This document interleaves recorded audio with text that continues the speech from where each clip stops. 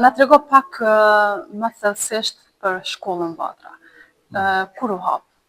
Atëra, shkolla shqipe është hapë në vitin 2005 me një iniciativë të dy themeluesit, do thotë Ibrahim Dizdari dhe unë, dhe në një farë mënyrë ne kemi mbledhë të gjithë mësuesit që ishin të shpërndarë këtu në Bruksel. Kemi thonë që ma mirë t'i grumbullojmë me një vend edhe të lançojmë një mësim plotësues në gjuhën shqipe për fëmijët shqiptarë që t'jetë pak më stabile, me që unë isha këtu edhe pak a shumë në këtë komunë, isha i kyçur në politikë, është që të bëjnë ato përpjekje, t'i bëjnë përpjekjet edhe që të arrijmë të bëjmë një shkollë pak më stabile. Dhe kemi tani gati 20 vjet që kemi hapë këtë shkollë, ku ka mjaftueshëm nxënës, kuptohet nuk janë aq shumë sa do të ishte e nevojshme,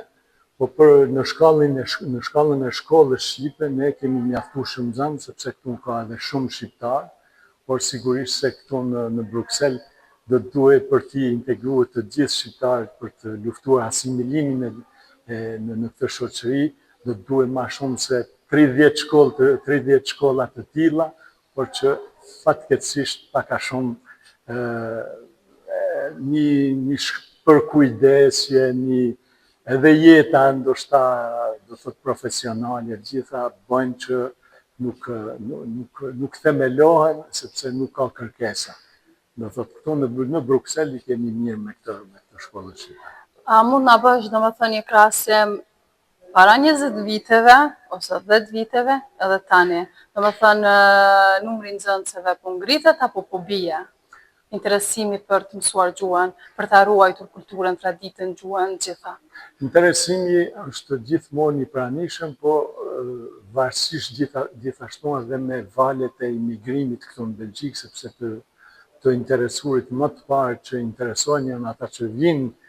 nga Shqipëria, nga Kosova, nga Lugina, këto troje tona që vinë dhe janë të interesuar me njëherë që t'i kyçin fëmijë që nuk duhen të harrojnë traditën e gjuhën, nuk duhen që fëmijët e tyre të asimilohen këtu. Ndërsa kemi një grup pak ma i vështirë, është grupi atyre që kanë vite ose si puna ime që jam i lindur këtu, por që do të thotë pak ma e vështirë për ata, nuk lidhen fort me tyne, nuk pak vinë në aktivitete, do të thotë para 20 vitesh interesimi ka qenë shumë i madh dhe kemi pas një grup fëmijësh, nxënësish që kanë ardhur, do thotë parafërsisht kanë qenë atëherë deri 50 fëmijë. Para 10 vitesh kemi arritë që ky numër të rritet, edhe njëherë varësisht nga ato ardhjet e emigrantëve nga trojet tona, kemi arritë deri në 100 fëmijë, 100 nxënës, por shohem që është detyrimisht, do thotë interesimi do të bie, kur nuk do ketë më edhe prurje të reja, dhe shqiptarët sigurisht me kalimin e kohës edhe integrohen, po ma shumë asimilohen, edhe pastaj ne nuk do kemi besoj edhe aq fëmijë ose shumë pak në krahasim me numrin e shqiptarëve që ka. Do thotë, ne kemi një dëshirë që kjo të bëhet institucion, do thotë shkolla shqipe të jetë institucion. Për tu institucionalizuar, faktikisht duhet edhe një mbështetje më të madhe nga shtetet tona që për momentin limitohet vetëm me librat që po na i sjellin, shqyqyr edhe është për tu. Përveç librave, keni ndonjë përkrahje ose mbështetje tjetër nga shteti? Jo, mbështetje vetëm thua që morale, ku thonë bravo, do thotë na urojnë për punën që bëjmë, ne e falenderojmë, marrin pjesë në aktivitete, po fatkeqësisht për momentin do thotë ende nuk kemi arritë që kemi një mbështetje, ose shtetet nuk ma shumë premtojnë, si qëtojnë edhe pjesë se ne,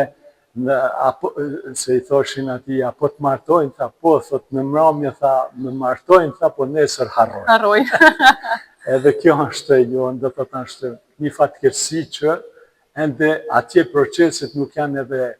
nuk kanë shkuar në atë nivel sa mu marrë vesh ato qeverit edhe me filluar një program që do jetë mbështetës. Po bashkëpunimi me prindërit, sa është? Bashkëpunimi është i limituar sepse duhet marrë parasysh që prindërit janë të zonë me punët e tyre dhe shumë e vështirë ta ndjekësh edhe këtë pjesë, sepse detyra do të ketë, po detyrat i kanë në shkollën normale, në shkollën belge, çdo ditë të javës, kështu që nuk i ngarkojmë shumë, por sigurisht se është në përgjegjësinë e prindrit që të bëjë pak bashkëbisedime. Ne i mësojmë, sepse kur ta shikoni në një vit shkollor ka 120 orë, do thotë që janë në dispozicionin tonë. 120 orë nuk janë shumë,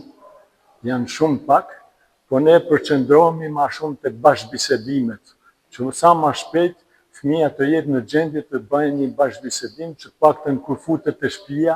t'u jape kurajo edhe prindrit që shohin që për shembull fëmia i pyet si je babi, si je mami, ke përgatit diçka për ushqim, për kështu, për drek, për darkë, do të një bashkëbisedim të thjeshtë që t'u japim kurajon, edhe pastaj edhe të mund të kenë kurajon që të vinë, sepse ideja është që ne t'u japim sa ma shumë kurajo prindërve që të vinë çdo javë, se ai që e dije dhe fëmijën e vet duhet të llogarisë jo vetëm për 4-5, ose nuk duhet që të ketë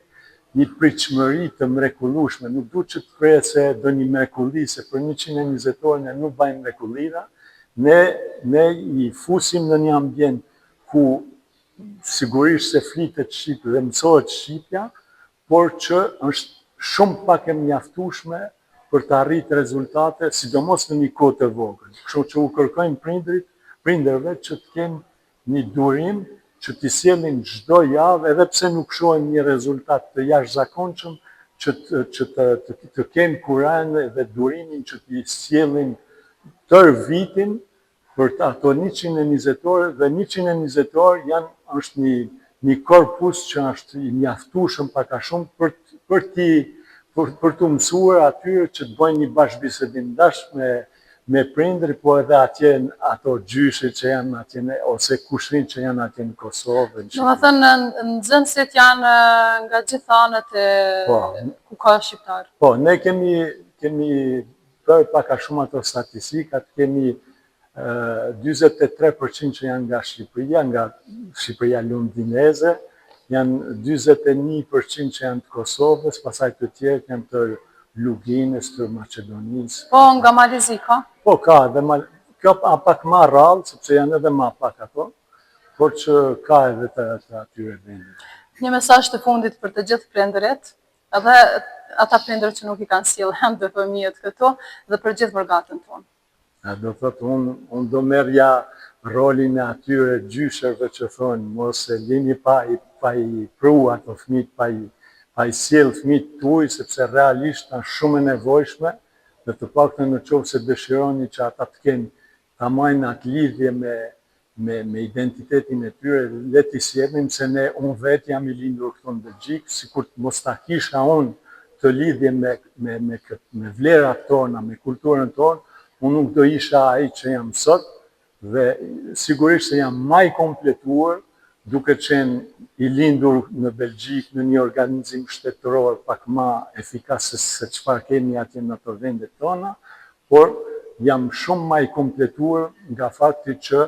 ndjehem shqiptar, ashtu siç e ndjejnë veten shqiptar ato që lindin nëpër vendet tona. Dhe jam tepër i lumtur që prindrit e mi më kanë mësuar gjuhën shqipe dhe që ata më kanë dërguar edhe në ato shkolla që ekzistojnë më përpara, kështu që u them prindërve mos e humbisni mundësinë që t'i sillni fëmijët tuaj në shkollat, edhe pse mendoni që është një angazhim i madh, ja vlen në mënyrë të pa diskutueshme që t'i sillni, t'i nxisni, edhe të na mbështesni që ne t'i ndihmojmë fëmijët tuaj që të marrin ato lidhjet e nevojshme ose lidhjet të tepër të nevojshme për kombin tonë.